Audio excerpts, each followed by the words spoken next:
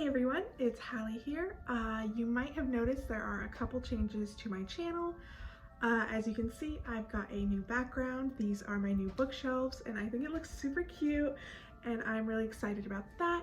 And then I also did change my channel name to Lipstick and Literature, and I just thought it was way cuter than Hallie Does Makeup, and I'm really excited for the future of this channel. But yeah, today I'm going to be doing a book look review for Ninth House by Leigh Bardugo, and I love this book so much, so I'm really excited to get into it. I also just wanted to take a quick second to ask you guys a favor. If you could just really quickly subscribe to my account and like this video, that would mean so much to me. I'm really trying to go somewhere with this, get ARCs because of it, and maybe go to book conventions like a nerd, you know? But yeah, I would just really appreciate it if you guys would like and subscribe to my channel. Ninth House is about a girl named Galaxy Stern.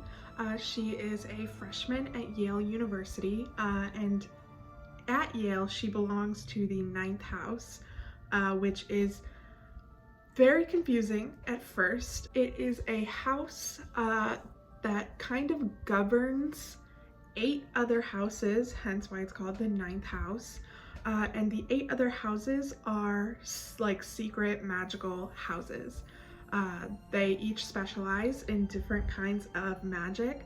So there's Scroll and Key, Skull and Bone, Manuscript, Aurelia, St. Elmo's, and some more that I can't remember. There's a lot, and throughout the book it explains the reason of the house's existence, so what they exist to do. Galaxy, also known as Alex, is what they call the Dante.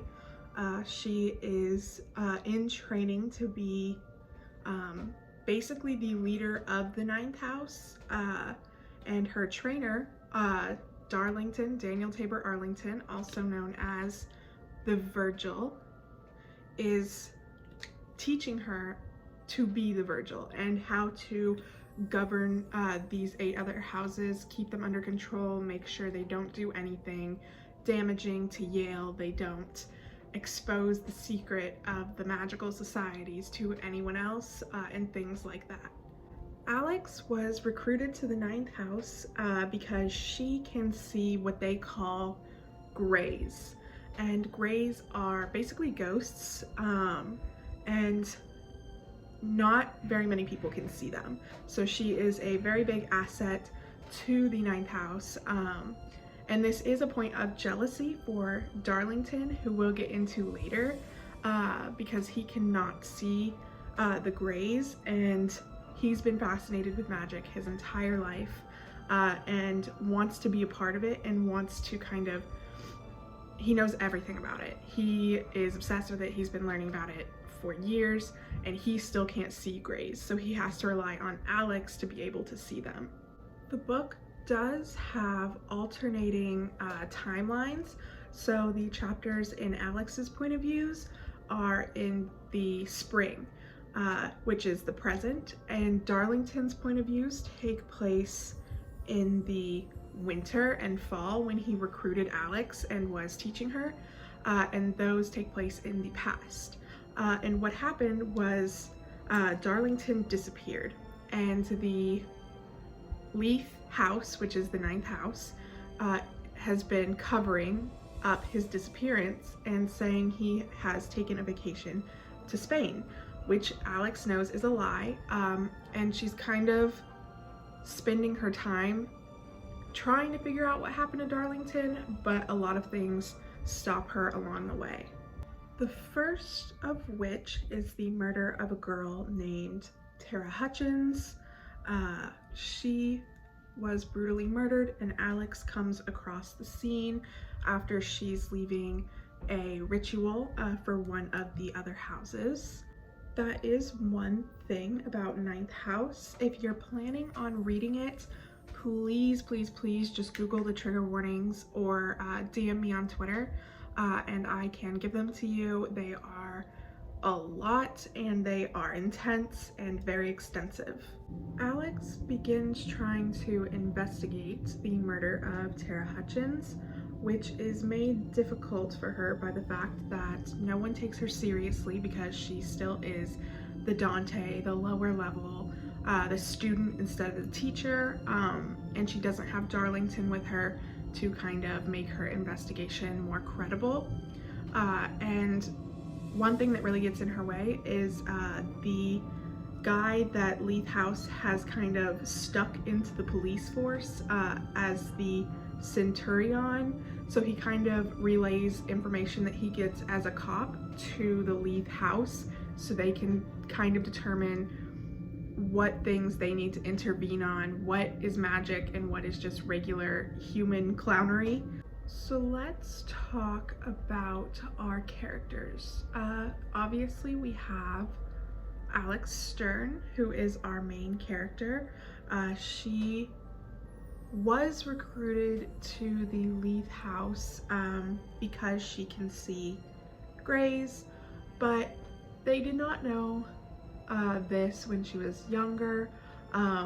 What happened was there was a night that Alex calls, I believe, Hell Night, where two of her friends, her boyfriend and her best friend, Helly, were murdered, and Alex was found passed out and naked in the house, and blood was everywhere, like the ceiling, the floor, the walls, everywhere.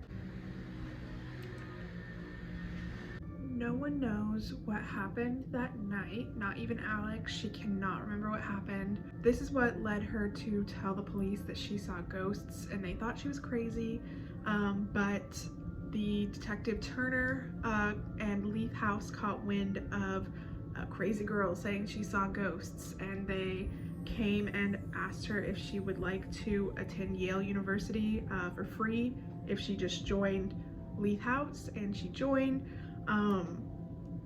And she finally was able to like afford things. She grew up very poor with just her mom. She doesn't really remember her dad, and I don't think he was around at all for when she was growing up.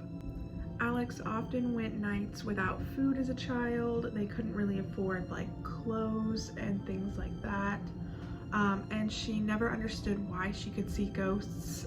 They taunted her throughout her childhood, and then finally she was able to understand once she joined Leith House that she was just different, and that it wasn't normal, but it also, she wasn't crazy.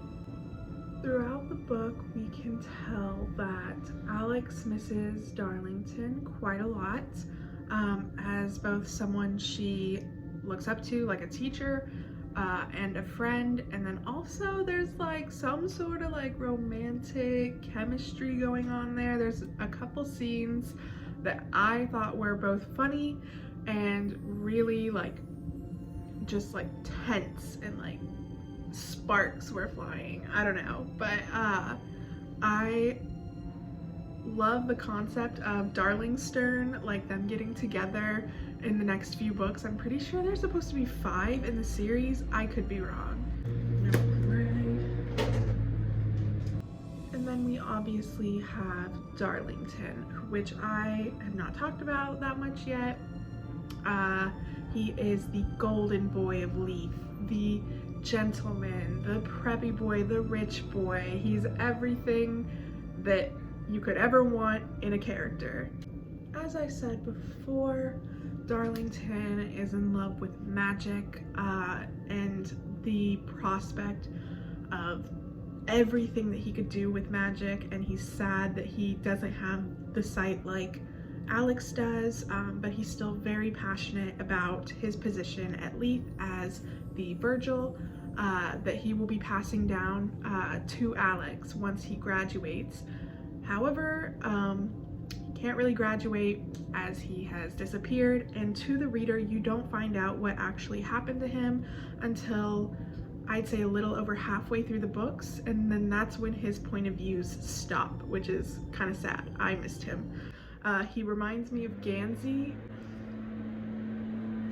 Darlington is one of the most interesting characters I've ever read, and I think it's just like his passion for magic and like just like that drive. Maybe I just like smart characters, but he's like just so cool. Like he's just the guy you want to be friends with. I loved his point of views. They were like just so cool. He paid so much attention to Alex. Like his thought process was just really, really interesting. If you're looking for a good like character comparison, I'd say Gansey from the Raven Cycle is a lot like Darlington. Just like that intelligence, the passion for magic, the little rich boy kind of trope going on. They're pretty similar, but I'd say Darlington is just more like depressing. Like Gansey was always like Excelsior, onwards and upwards, and like Darlington's just like sad boy hours, you know?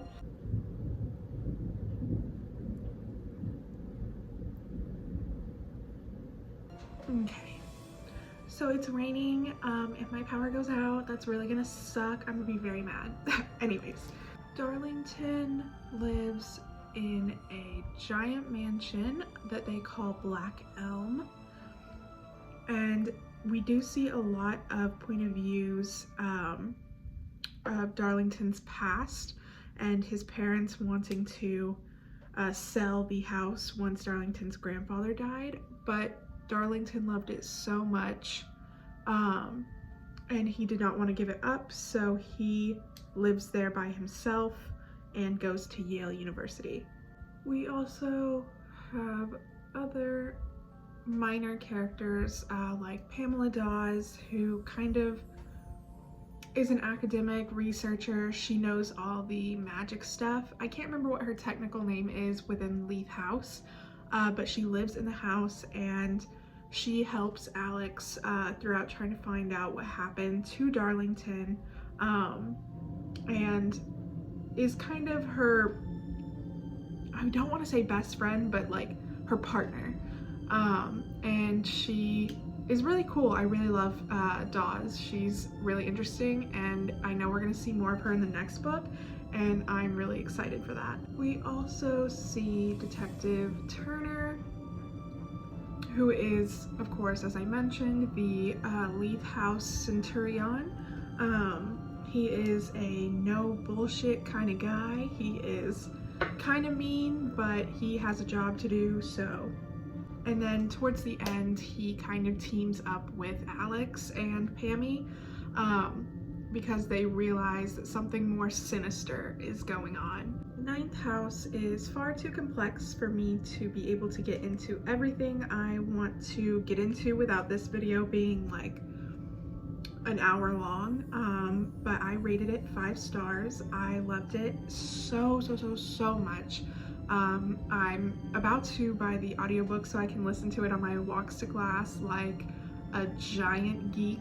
And even though I did love it a lot, I do think the world building could have been better. There were parts where I was kind of confused, and I know a lot of other people that didn't even finish the book because they were confused and kind of bored because of the world building, but I really liked it. I just thought it could have been a bit better with the world building being more kind of explained in a shorter amount of time instead of it trying to be like stretched across like 200 pages. I do recommend it for anyone looking just for a nice dark academia. It's just so good. The magic system is so interesting. The 8 houses are explained throughout the book, and they are also so cool. And I just think that anyone that's really looking for dark academia is going to love this book. I really think the rain is just like a nice vibe for this video. Alright, so this is the final look. I did a black and silver cut crease, and then I did some black underneath the eye just to make it more dark. I did not use blush today. Unfortunately, I love blush so much. I just wanted to make myself look like as gaunt and dead as possible, just like have that vibes from Ninth House. And then I did like holographic like tears because the snake is like super holographic on the front. And then of course a black lipstick and a silver highlight on my nose and my cheekbones. But yeah, this is my favorite look I've done on this channel. I'm obsessed with it, and I think it looks really nice with the cover. But yeah, I do think you should read Ninth House. I love it. Dark Academia fans will love it, and you should definitely go give it a try after Googling the trigger warnings. But yeah, next week I will be posting a book haul of some new books I got and I'm excited to read.